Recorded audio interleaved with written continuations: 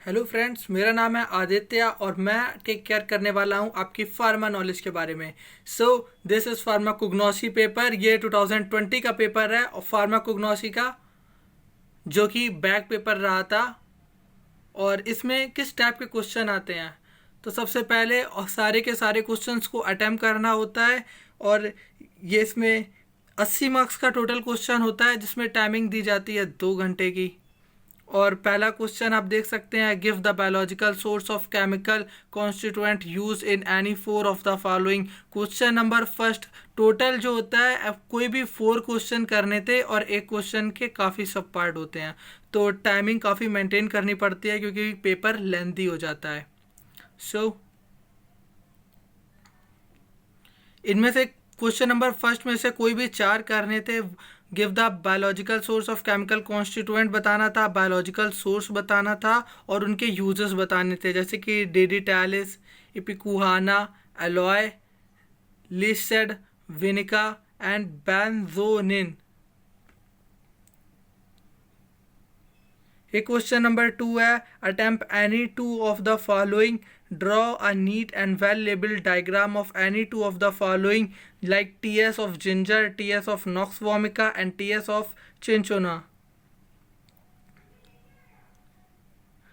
B A collection and preparation of ergot और opium for the market. C A discuss the microscopical method of evolution of crude drug. इन सबके marks भी हैं।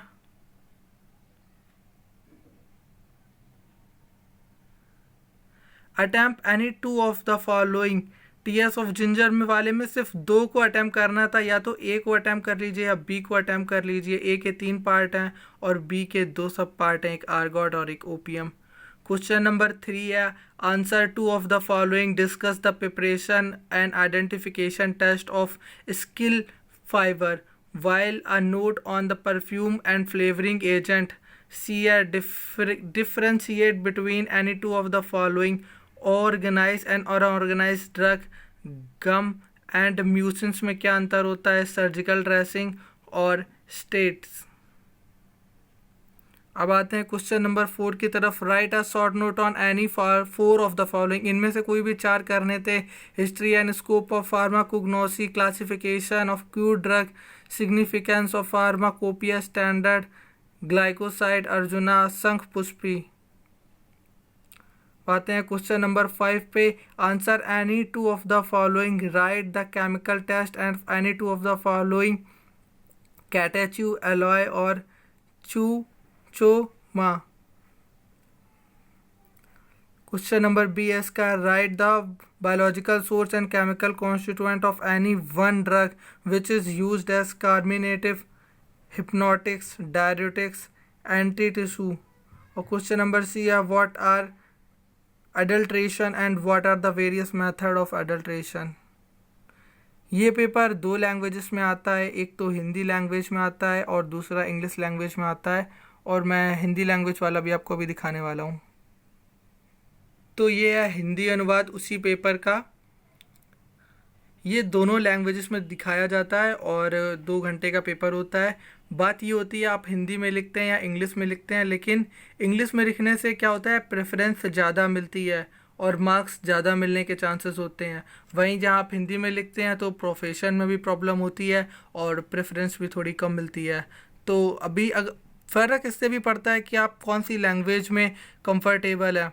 तो अगर आप थोड़ा भी कंफर्टेबल है इंग्लिश में, तो प्रेफर करिएगा कि आप इंग्लिश में लिखें, जिससे कि आपको मार्क्स ज़्यादा मिले।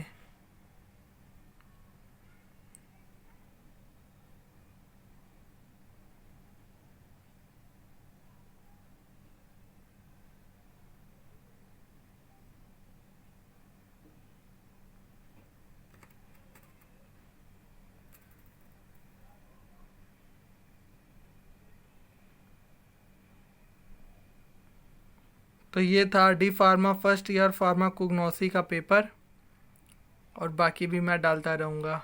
Please do subscribe to my channel. Thank you.